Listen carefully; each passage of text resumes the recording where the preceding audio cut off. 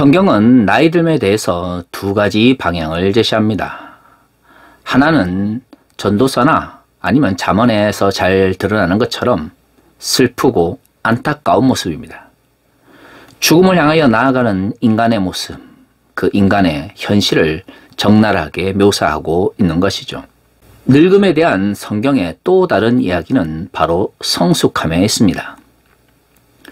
어릴 때 혹은 젊을 때 깨닫지 못했던 것들을 나이가 들면서 깨닫고 이해하게 되면서 자신의 삶을 더 풍성하게 만들고 하나님의 뜻을 이 땅 위에 실현하기 위하여 노력하는 모습을 보이는 것이죠. 그리스도인들은 전자의 안타까움을 마음속 깊이 간직하면서 후자를 향하여 나아가야 될 의무가 있습니다. 1812년에 그림 형제로 알려져 있는 야콥 그림과 빌헤름 그림이 책을 출간하게 됩니다. 어린이와 가정을 위한 이야기라는 제목으로 처음 출간되었던 이 이야기는 당시 독일의 중산층이 가정교육을 위해서 적극적으로 사용하면서 인기를 얻게 되었습니다. 하지만 그림 형제가 이 이야기책을 펴냈을 때는 어린이만을 위한 동화의 목적으로 만들어낸 것은 아니었습니다. 독일 전역에 있던 민담들을 하나로 묶어내면서 다양한 이야기들이 그 가운데 들어가게 되었는데요. 사실 지금 그림 형제의 이야기를 그대로 읽어보면 어린이들에게는 적합하지 않은 잔인하면서도 현실을 너무나 적나라하게 담아내고 있는 이야기들이 굉장히 많습니다. 나이가 들면서 그림 형제의 이야기를 다시 읽을 때에 예전에는 깨닫지 못했던 현실의 문제를 이해하게 되는 것은 굉장히 즐거운 경험입니다. 제가 그만큼 과거에 비해서, 아니 어릴 때 또는 청년 때에 비해서 더 삶에 대해서 성숙해진 관점을 가지게 되었고 또 삶의 통찰을 가지게 되었다는 것을 의미하기 때문입니다. 우리가 잘 알고 있는 문학 작품도 어릴 때 깨닫지 못했던 것을 혹은 젊을 때 깨닫지 못했던 것을 나이가 들면서 이해하게 되는 것은 굉장히 필요한 삶의 성숙의 모습입니다. 성경은 어떨까요? 저는 성경도 마찬가지라고 생각을 합니다. 성숙된 신앙을 가진다고 하는 것은 과거에는 내가 이해하지 못했거나 깨닫지 못했던 것을 나이가 들면서 하나씩 둘씩 더 이해할 수 있게 되는 것을 의미합니다. 저는 하나님 나라의 교회 공동체도 마찬가지로 이 문제를 적용할 수 있다고 생각합니다. 공동체가 성숙한 사람들이 모여서 성숙한 공동체를 이룬다면 너무나 좋은 일이지만 때로는 우리가 살아가면서 모든 공동체의 구성원들이 성숙된 믿음을 가진 것은 아니라는 것을 알고 있는 것이죠.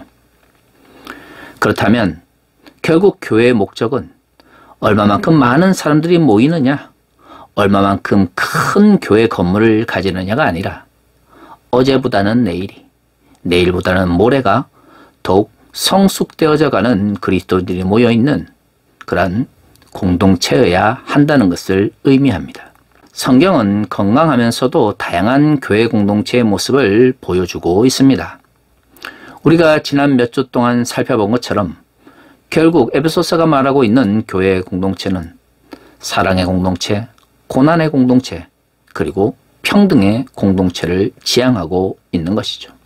오늘 우리가 읽은 본문은 또 다른 형태의 교회 공동체를 제시하고 있습니다.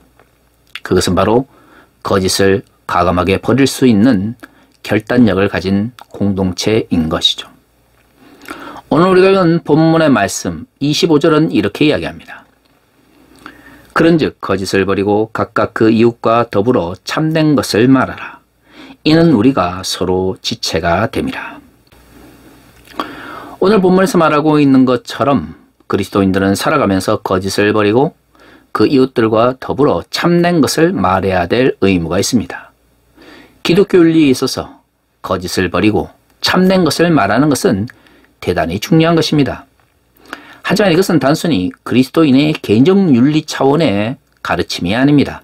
왜냐하면 그리스도인들이 거짓을 버리고 참된 것을 말해야 하는 이유가 그 이웃이 바로 우리의 공동체를 이루는 지체이기 때문입니다. 교회론적 측면에서 바로 거짓을 버리고 참된 것을 말할 것을 이야기하고 있는 것이죠. 우리가 앞에서 살펴본 것처럼 바울은 옛사람과 새사람의 비유를 통하여 그리스도인들이 새로운 삶을 살아갈 것을 명령하고 있습니다. 오늘의 본문은 바로 그 새사람의 모습을 다시금 설명하고 있는 것이죠. 새사람들이 모여있는 교회 공동체는 어떤 모습이어야 할까요? 오늘 본문이 말하고 있는 것처럼 거짓을 버리고 참된 것을 말할 수 있는 사람들의 모임이어야 합니다. 많은 분들이 옛사람과 새사람의 비유를 단순히 그리스도인들이 예수를 믿고 회개하고 중생을 경험하게 되면 개인적 차원에서 착하게 살아가야 된다라는 의미로 설교를 하고 받아들입니다. 하지만 오늘의 본문의 말씀은 결국 거짓을 버리고 참된 것을 말하는 것이 교회 공동체의 한 일원으로서 이웃과 내가 서로 그리스도께서 머리가 되시고 우리가 몸을 이루기 때문임을 분명히 말하고 있습니다. 그러면 우리가 여기서 생각해 봐야 하는 것이죠. 거짓을 버리고 참된 것을 말해야 한다는 바울의 가르침은 결국 당시 에베소 교회가 거짓을 버리지 못했고 참된 것을 말하지 못했음을 알 수 있습니다. 왜 그럴까요? 앞에 본문에서 살펴본 것처럼 옛사람의 모습 중에 가장 중요한 것은 욕심에 따라 행하고 구습을 쫓는 것입니다. 그 구습 역시 결국에는 유혹의 욕심에 따라 행하는 사람들의 모습인 것이죠. 옛사람은 자신의 욕심에 따라 유혹의 욕심에 이끌려 구습을 행하는 사람들입니다. 그래서 결국 거짓을 행하는 것이죠.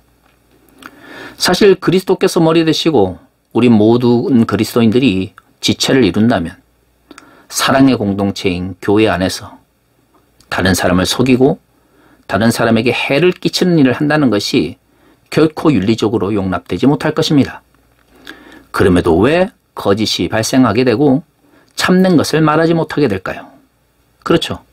인간의 욕심과 그 욕심에 따른 구습을 쫓기를 원하는 욕망이 우리를 지배하기 때문입니다. 그러한 교회 공동체는 결코 참된 것을 말할 수가 없습니다. 진리를 선포한다고 말하지만 실질적으로는 진리가 아닌 거짓에 매여 있는 것이죠.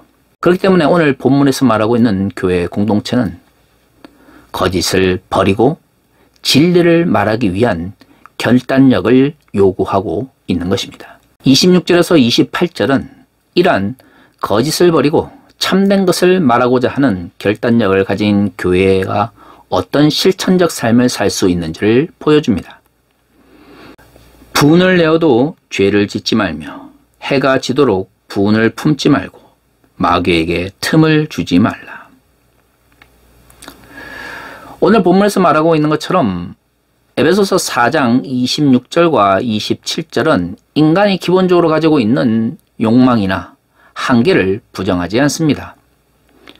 많은 분들이 기독교 윤리나 또한 윤리적 삶을 이야기하면 인간이 어떻게 하나님 앞에서 구원을 얻을 정도의 실천을 할 수 있습니까? 라고 되묻는 요상한 경험을 자주 하게 됩니다. 왜 한국 교회는 특히 근본주의적 성향이 강한 교회일수록 기독교 윤리를 이야기하고 실천적 삶을 이야기하면 그것이 반드시 구원론적 측면에서 이해되거나 구원의 전제 조건으로 받아들여지는 것일까요? 성경은 우리에게 인간의 본질적 죄악을 부정하지 않습니다. 그러나 또한 성경은 우리에게 그러한 죄악으로 인해서 우리의 삶이 우리가 원하는 대로 멋대로 살아도 된다는 것을 말하고 있지 않는 것이죠. 우리가 죄인이고 그래서 예수 그리스도의 십자가로 구원을 받은 자이기 때문에 그렇기 때문에 그리스도의 제자로서 하나님 나라의 백성으로서 하나님께서 원하시는 삶의 모습, 그리스도께서 우리에게 보여주신 그 삶을 본받아야 한다고 말하고 있습니다.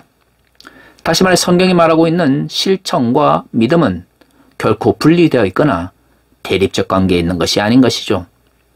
유독 한국 교회에서만 그리고 근본주의적 성향이 강한 교회일수록 실천과 믿음을 분리하거나 행위와 신앙을 분리하거나 혹은 대립적 관계에 놓음으로써 그리스도인들의 윤리적 삶의 문제를 외면할 수 있도록 정당화하는 잘못과 죄악을 저지르고 있는 것입니다. 26절에서 말하고 있는 것처럼 사람은 누구나 타인에 대해서 나쁜 감정을 가질 수밖에 없습니다. 하지만 성경에서 말하는 죄악의 문제는 또 다른 것이죠. 타인에 대한 잘못된 생각이 반드시 실천적 측면에서의 죄악을 정당해 주지는 않습니다. 바울의 서신을 잘 살펴보면 불의를 저지르는 사람들에 대해서는 저항하거나 맞설 것을 이야기합니다. 분을 품는다든가 화를 낸다라고 하는 것은 불의에 대해서 개인적 차원의 감정을 표현하는 문제가 아니라는 것을 알 수가 있는 것이죠. 26절에서 말하고 있는 분을 낸다고 하는 것은 불의에 저항하기 위한 열정을 이야기하기보다는 개인이 죄악을 실천할 수 있는 방식의 부정적 감정을 의미합니다. 27절은 그것을 사탄에게 틈을 주는 것이다 라고 말을 합니다. 28절은 거짓을 버리고 참된 것을 말하는 사람들이 모인 그리스도인의 공동체의 또 다른 실천적 모습을 이야기합니다. 그것은 바로 도적질을 하지 않는 것입니다. 도적질하는 자는 다시 도둑질하지 말고 돌이켜 가난한 자에게 구제할 수 있도록 자기 손으로 수고하여 선한 일을 하라. 도둑질하지 말라라고 말을 하면서 지향해야 될 삶의 모습을 바울은 이야기하고 있습니다. 그것은 결국 가난한 사람의 것을 빼앗지 말고 자기 손으로 일을 해서 어려운 가운데 있는 사람들을 도와야 한다라고 말하고 있는 것이죠. 그렇다면 여기서 말하는 도적질이라고 하는 것은 스스로 일하지 않은 것, 타인이 노력하여 얻은 것을 자신이 뺏어오는 모든 포괄적인 행위들도 포함되어 있다는 것을 알 수가 있습니다. 좀 더 넓게 보면 사회적 체제 왜곡으로 인하여 힘이 있는 사람이 힘이 없는 사람의 것을 뺏어가는 것 역시 그 사회의 어떤 도덕적 혹은 전통적 관점 속에서는 옳을지 모르겠지만 성경의 가르침 속에서는 옳지 않다라는 것을 분명히 이야기하고 있는 것이죠. 그리스도인들이 도둑질을 하지 말아야 하는 이유는 그리스도인들의 삶의 모습이 남의 것을 뺏어가는 것이 아니라 우리의 도움을 필요로 하는 사람들을 돕고 그들을 위하여 스스로 일을 해야 하는 삶의 모습을 갖춰야 하기 때문입니다. 사실 한국 교회는 이러한 모습들에 대해서 오랫동안 외면해 왔습니다. 거짓의 문제도 개인적 차원에서만 다루었고요. 무엇보다도 타인에 대해서 잘못된 행위를 하는 것도 교회 내에서나 아니면 교인들 사이에서의 관계에서만 중요한 것으로 이야기했습니다. 하지만 거짓을 버리고 참된 것을 말하는 공동체는 이웃과의 관계성 속에서 이루어지는 모든 그리스도인의 삶의 실천 속에서 타인에 대한 긍정적인 행동과 타인을 돕는 그리고 그들의 유익을 위한 행위를 요구하고 있는 것이죠. 이것이 어떻게 교회 내에서 교인들과의 관계성 속에서만 제한될 수가 있겠습니까? 우리가 살아가고 있는 작은 공동체 그리고 우리가 살아가고 있는 이 사회와 국가 속에서도 결국 우리는 더욱 타인과의 관계성 속에서 선한 행위, 긍정적인 행동들을 실천해야 하는 것입니다. 사람들이 실수할 수 있습니다. 하지만 중요한 것은 과거의 잘못을 반복하지 않는 삶의 변화입니다. 오늘 본문에서 말하고 있는 새로운 공동체는 전혀 죄를 짓지 않거나 잘못을 행하지 않는 공동체가 아닙니다. 과거에 성숙하지 못했을 때, 과거에 어렸을 때, 과거에 청년이었을 때 나의 잘못된 행위와 나의 잘못된 개인적 감정이나 또는 자신을 절제하지 못하는 모습들이 나타날 수 있습니다. 중요한 것은 과거의 잘못을 어쩔 수 없었다라고 변명하기보다는 그 잘못을 인정하고 지금 더 성숙된 모습으로 나아가기 위하여 과거의 잘못된 모습과 구습과 단절해야 하는 것이죠. 한국교회가 잘못 가르치고 있는 것이 바로 이 부분입니다. 인간의 한계나 인간의 연약함을 인정하지 않고 마치 성령의 임재나 초월적인 능력에 의해서 그 모든 것들을 극복할 수 있는 것처럼 잘못된 가르침을 선포하는 경우도 잘못이지만, 또 다른 측면에서는 인간의 죄악성을 변명거리로 삼아 실천적 삶의 문제를 외면하거나 예수 그리스도의 제자됨과 하나님 나라의 백성으로서의 삶을 요구하지 않는 양극의 잘못된 가르침 때문에 한국 교회가 더욱더 종교적으로 사회적 잘못이나 정치적 잘못을 정당화해주는 집단으로 전락하고 있는 것입니다. 오늘 본문에서 말하고 있는 것처럼 한국 교회는 거짓을 버리고 참된 것을 말하는 공동체로 거듭나야 합니다. 하지만 현재 한국 교회의 모습은 전혀 그런 모습을 찾아볼 수 없습니다. 사회적으로 중요한 전환기나 또한 정치적으로 중요한 때가 되면 단톡방을 통해서 거짓 정보들을 퍼다 나르고, 목사들이 선거철만 되면 직접적으로 누굴 뽑아라, 저 사람은 된다 안 된다 라고 설교하면서 선거법을 어기는 것이 너무나 자연스러워지고 있는 것이 오늘 한국교회의 현지인 것이죠. 사랑하는 성도 여러분, 21세기 한국교회가 나가야 될 방향은 무엇입니까? 우리 안에 있는 거짓을 버리고 참된 것, 즉 진리의 말씀을 선포해야 됩니다. 그 진리는 하나님 나라의 가치를 의미하는 것이고, 그것은 사회적 거짓이나 정치적인 가짜 뉴스와는 함께 할 수 없습니다. 단순히 도덕적 측면에서 거짓말을 하지 않는 것만을 그것을 의미한다면 한국교회는 영원히 사회적 영역에서나 공적 영역에서의 잘못을 회개하지 못할 것입니다.